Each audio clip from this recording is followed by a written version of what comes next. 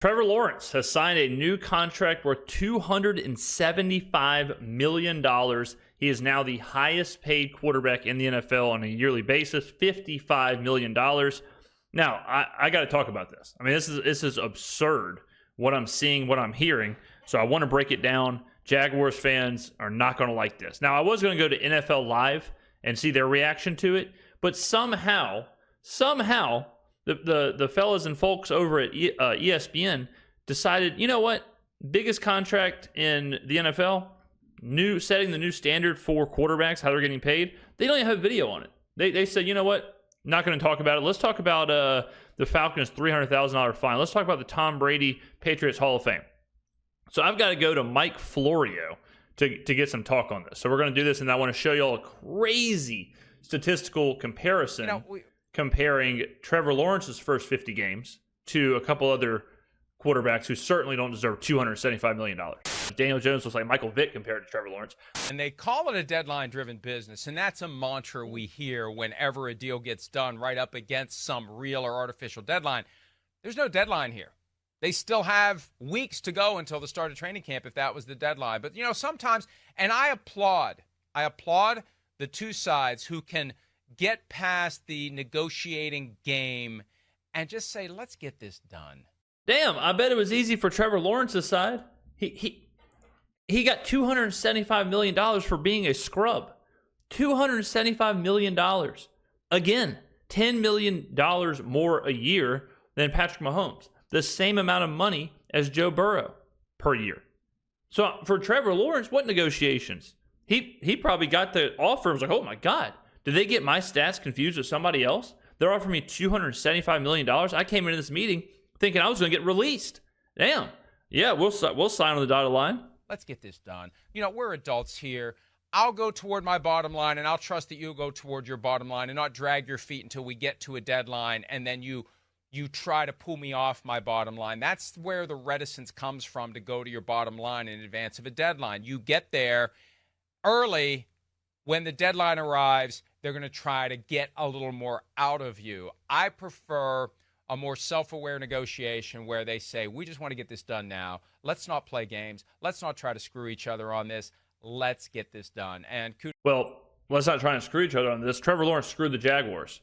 I'll tell you that right now. Jacksonville ain't winning nothing when they're paying Trevor Lawrence, maybe not even a top 15 quarterback, $275 million, $55 million a year. Now, normally, when you pay a quarterback this much money, there would have been success. Well, there wasn't success, and now there's not going to be success because now you're handcuffed by this contract. So, horrible deal for the Jaguars, horrible deal for Jaguars fans. I went, before I checked out NFL Live's channel, I tried to find a Jaguars content creator to see what they thought about this. I couldn't even find a Jaguars content creator, so I don't even know if they exist. So that's why we're stuck with Florio. I'm not happy about that either. Kudos to the Jaguars and Trevor Lawrence's representatives for getting it done.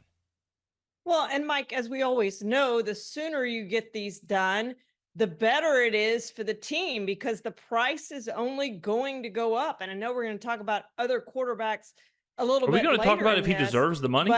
Matter. So far, what we know is $200 million is guaranteed generally at signing, $142 million fully guaranteed at signing. More of it may vest before they would ever get to the point where they would cut him. And one of the realities with most franchise quarterback contracts, the player doesn't get cut. The player gets every penny. You don't need to guarantee it unless it is a mobile quarterback who might end up getting injured and becoming ineffective. That's when you might have a team looking to escape a contract prematurely. Usually you don't need to do it. And I think of Deshaun Watson, if he didn't have every penny fully guaranteed, the Browns could be looking to escape that contract already. So there's a benefit in having full guarantee last as long as possible if you want to make as much money as you can beyond the point where you're obviously, earning Mike, the money at the level your contract what the hell suggest. But the key with Lawrence is, as you said, get it done now, because 55 today might not have been 55 in 2 weeks if Tua does his deal, if Dak does his deal. There's a race by the teams to get these deals done before other deals push the number higher. And but that's kind of what I want to talk about, is that if it pushes the number higher for franchise quarterbacks, like just because a quarterback is the quarterback of your franchise doesn't mean he's your franchise quarterback. Trevor Lawrence was drafted by the Jaguars. He's been the Jaguars quarterback. Their rush to get a deal done, you should only feel that rush if you truly believe he's your franchise quarterback. We're going to look at some numbers. I'm not so sure Jacksonville should have said, yeah, he is our franchise quarterback. I'm not so sure about that. Just because the guy is in the building, you should be able to look around and say, like, well, we could either pay this guy $200 million guaranteed, or we can go get Joe Flacco and pay him $3 million, and we might actually get more production. We might actually have a better team. Might actually have a better offense. So, that, like, they're talking about Tua, they're talking about Dak. Same conversation there. Is Tua the Miami Dolphins franchise quarterback? I don't know. Should he be making $60 million a year? Should he sign a $300 million deal? No. Is Dak Prescott still the franchise quarterback of the Cowboys? He has been their quarterback, but is Dallas better if they sign Dak to a $60 million a year deal? No. There's no, just having the guy in the building, I don't think is worth these crazy contracts. Now, the Lamar Jacksons, the Joe Burrows, the Patrick Mahomes, yes, they have proven like they are franchise quarterbacks. We do need them here. They make us better. That's been one of the big criticisms I've had of Jerry Jones for as great of a job they've done of finding young talent and developing young talent. They pay the wrong guys and they don't pay the right guys. And they wait too long to pay the right guys, and the price only goes up unless the guy has a catastrophic injury that limits his career. I mean, hell, Dak had the broken ankle and he still got 4 years, 160 before he ever set foot on a field again after that ankle healed. It's got to be something that obviously is going to make the player not who he was before you're in a position where the number goes down. I got to get to like... And that still might be what happens with Tua. It might be what happens with Dak. Until these deals are done, that possibility is there. I never got the impression, though, the Jaguars were even considering anything other than saying, hey, this is the one guy from the class of 2021 that hasn't been traded for a third-day pick to another team. Let's invest in this guy and let's move forward. Yeah, because they didn't have to do it now, Mike. They could have. How are we 8 minutes into this video and all I'm hearing is like, well, it's better to do it now than later. Yeah. Oh my From God. Medium Rare. Holy Christ. He's already the best quarterback in team history, I would say, and after only 3 years. So he's going to keep getting better. He should keep getting better at 25 years old and only 3 years in the league. I sure as hell hope so, because so far he has done absolutely nothing.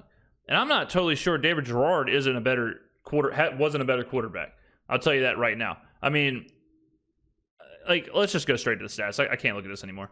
Look at these stats. So this is the first 50-ish games of these quarterbacks' career, all right? So their first, not their last 50, not their best 50, their first 50. Some of them obviously have 47, 48, 54, whatever, but it's pretty close, okay? Look at Trevor Lawrence. Look at this. He's right there with Derek Carr's first 50, Daniel Jones's first 50, and Ryan Tannehill's first 50. Look at the record. 20-30. Great job, Trevor. Let's look at the completion percentage. Less than Daniel Jones. On par with Tannehill. On par with Derek Carr. Passing yards. Obviously, Trevor Lawrence is in a day and age of football where he's throwing the ball much more. Ryan Tannehill was not asked to throw the football. I think he had, 5 passing completions in a playoff win? And he almost has the same as Trevor Lawrence. But again, they're all right there. Trevor has, 500 more than Derek Carr. He's got, in 3 extra games, he's got 450 more than Tannehill in 2 extra games. Passing yards per game, almost identical to Ryan Tannehill. 235.4 to 234.4. 1 yard more. Derek Carr is better than him. Daniel Jones is a little bit worse. Passing touchdowns. What has Trevor Lawrence been doing? 58 passing touchdowns to 39 interceptions. Look at Carr, 81 to 31. Look at Jones, 60 to 34. Look at Tannehill, 63 to 42. Out of these 4 quarterbacks' first 50 games, Trevor Lawrence is the last in touchdowns. That's crazy. Last. And not even close either. I mean, Carr is markedly higher. Again, Tannehill higher in less games. You go to interceptions. Lawrence is almost the highest. 39. Think about how bad Daniel Jones is. Think about how bad Ryan Tannehill is. Bad enough to get cut, right? Bad enough to get released. Daniel Jones, they should have been released. I'm not sure what the Giants are doing. Carr was let go, obviously later than after his first 50 games, but we know how that played out. Then rushing attempts. Well, Trevor Lawrence is mobile. Okay. 205. Or if you look at quarterback rating, 85, almost the lowest. Ryan Tannehill is the lowest at 84, but still. Rushing attempts, pretty surprising here that out of the rushing yards, Lawrence has 964, which is way lower than Daniel Jones. Daniel Jones looks like Michael Vick compared to Trevor Lawrence. But Ryan Tannehill, not exactly known for being Mr. Mobile, Ryan Tannehill has 760 yards with 60 less attempts for a 5.2 yards per carry, where Trevor's at a 4.7. Rushing touchdowns, 11 for Trevor, 12 for Daniel Jones, 4 for Tannehill. All right. Do any of these quarterbacks, would you say any of these guys, after 50 games, would you say, yeah, who would you give $250 million? Here. 250, 275. Who would you give $275 million to? Ryan Tannehill? Daniel Jones? Derek Carr? Trevor Lawrence? If you look at this, I would say if you looked at just these 4, and I told you got to pick one quarterback, pick one guy for the rest of your franchise. Who do you want? You probably pick Carr because of the 81-31. That's probably the first thing that stands out. And, if he played an even 50, he'd have more passing yards. He'd have more, he'd have all that. Or do you maybe look at Daniel Jones and you maybe say like, well, I like the rushing. I mean, that's a lot of rushing. He can really move the ball around. Like, passing is pretty similar to the other guys, but he gives me a threat there. Maybe you say Jones.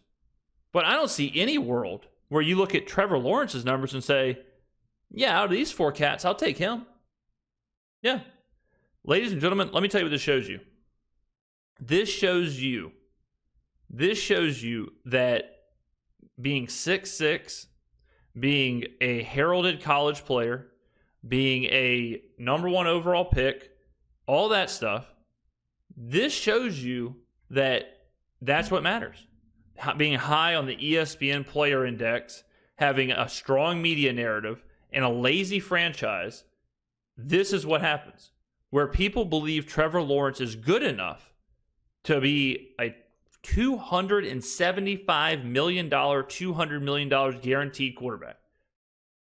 This shows you not only is he not a top 10 quarterback, not only is he not a top 12 quarterback, he's borderline played so far. He's borderline played to the level to where you would have to have the conversation of, do we want to even give him another contract? Do we even want him on the team, or do we want to release him? Would it be better to just release him than pay him? And that sounds crazy. That sounds nuts. Like that sounds like one of those things where it's like, well, James, they're not going to release Trevor Lawrence. And that's exactly my point, is that people are going to say, you can't release Trevor Lawrence. Why?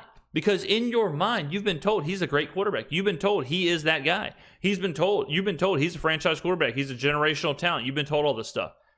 Nobody batted an eye when Ryan Tannehill got released. Nobody will bat an eye when Daniel Jones gets released or replaced, right? No one batted an eye when Tyrod Taylor played instead of Daniel Jones. And certainly the Giants weren't saying like, guys, we got to give Daniel Jones $300 million so he doesn't leave. That sounds insane, right? And then you look at this, and Jones has arguably been better. Arguably, I mean, really not even arguably. If you look at this, Daniel Jones has been better. I would say he's been better than Trevor Lawrence. I don't even think it's arguable. I mean, it's crazy. I forgot about Baker. Baker's another one. I tweeted this out, but Baker's another one. You can throw Baker in there. So you toss Baker in, another guy who got cut. You look at Baker's first 3 seasons, get the results. Let's see. But Baker's right up there too. We're going to get 46 games. So Baker in 4 less games won 3 more games. Almost yards, pretty similar. Passing yards on average, way higher. Yards per game, way higher. Touchdowns, interception, not even close. 75 and 43 to Trevor Lawrence's 58 and 39.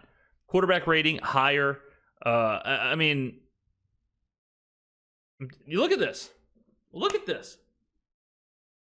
What's the difference? What's the difference in these cats? One of them is making $55 million a year on a $275 million contract with $200 million guaranteed.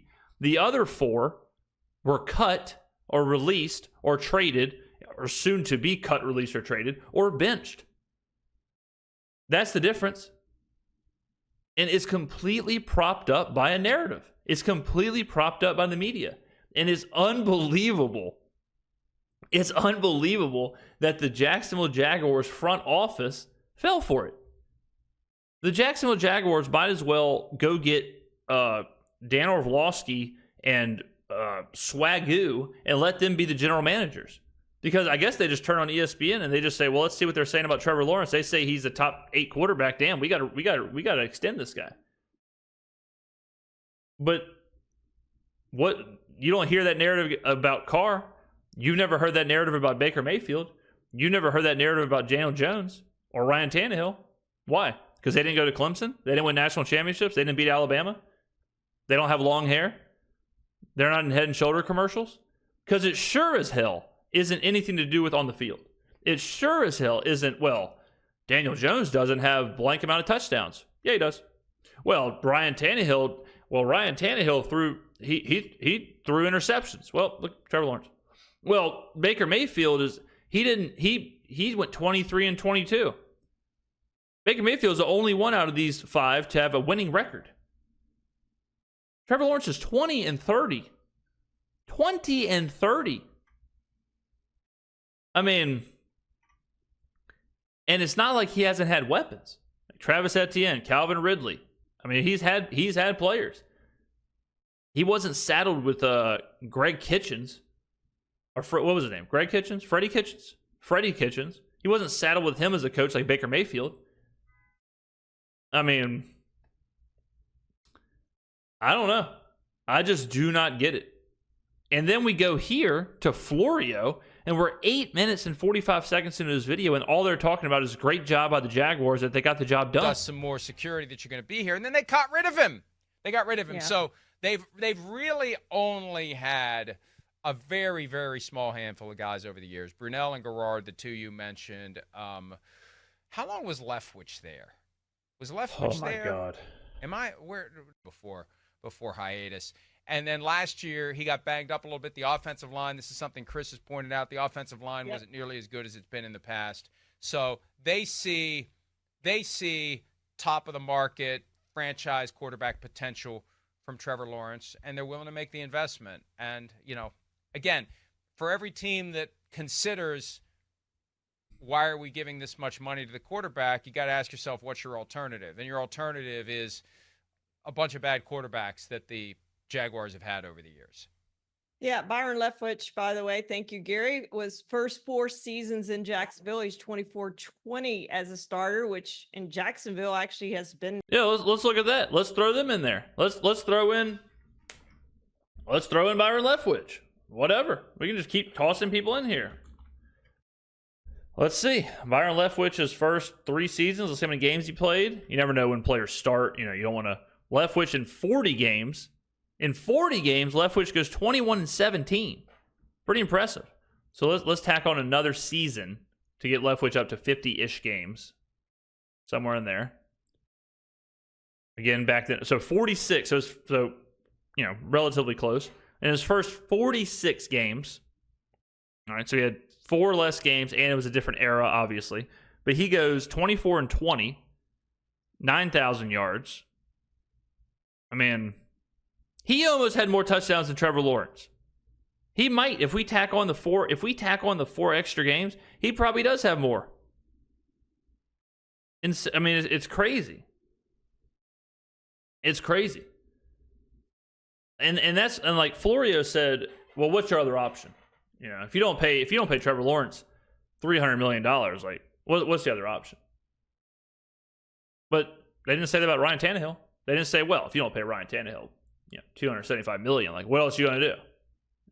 What are you gonna do? Draft a quarterback? What are you gonna do? Sign some quarterback? No way.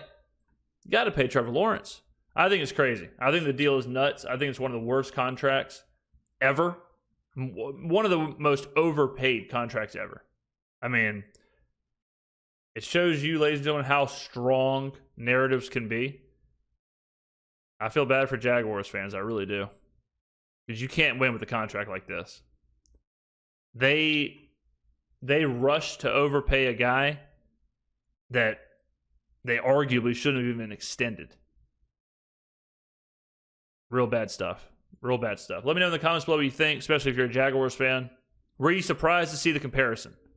Were you surprised to see the comparison of Tannehill, Jones, Mayfield, Carr, and Lawrence? Because I was kind of shocked to see.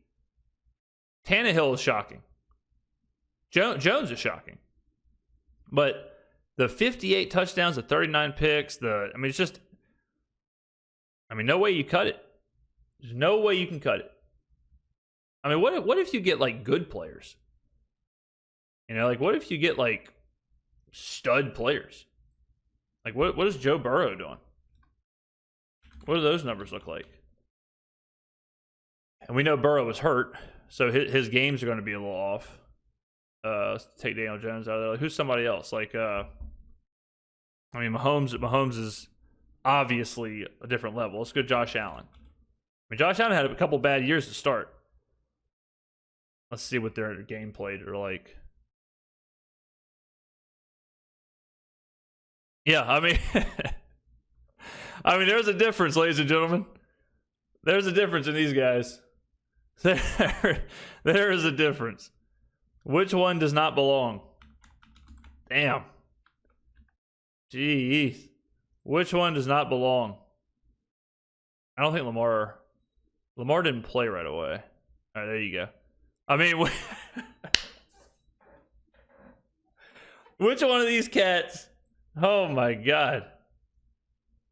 Man, you can just take players that, like, I don't even think Dak is that good, but we'll throw Dak in there. Damn. Look at this. You see a difference? You see a difference in the quarterbacks? Burrow, 29, 21, 22, and 1. Those for 14,000 yards. 97 touchdowns and 37 picks. Tacked on 605 yards rushing, just for fun. Lamar, 30-7 in his first 46 games.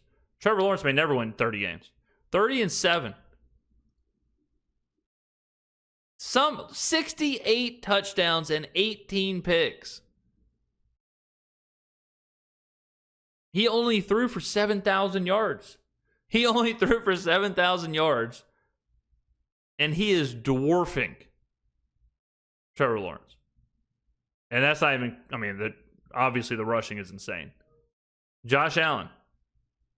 Like I said, Josh Allen had kind of a rough start. And he still went 28-15 in 6 less games than Trevor Lawrence. And he still had more touchdowns and less picks and more rushing yards and more rushing touchdowns. Dak Prescott, again, I don't even think he's that good. Dak Prescott, through the first 50 games, a much better rusher than Trevor Lawrence. 18 rushing touchdowns, higher average. Threw way less picks, way more touchdowns. I don't have a grudge against Trevor Lawrence. It's not a personal situation. It's just there's obviously there is a gulf-size difference in these players. It's obvious, ladies and gentlemen. Trevor Lawrence belongs in the conversation with Daniel Jones, Ryan Tannehill, with that group. Baker Mayfield. He does not belong in the conversation with Lamar Jackson, Josh Allen, Joe Burrow, even Dak Prescott. And he's making more, if not the same, as all these guys.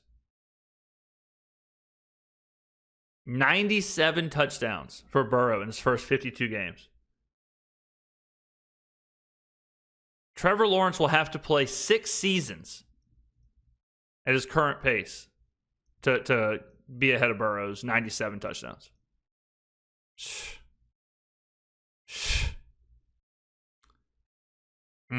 It's nuts, man. It is really crazy. Really crazy stuff. Oh, and Jackson won the MVP. I don't know. Let me know, ladies and gentlemen. Thank you for watching. I will see you in the next video.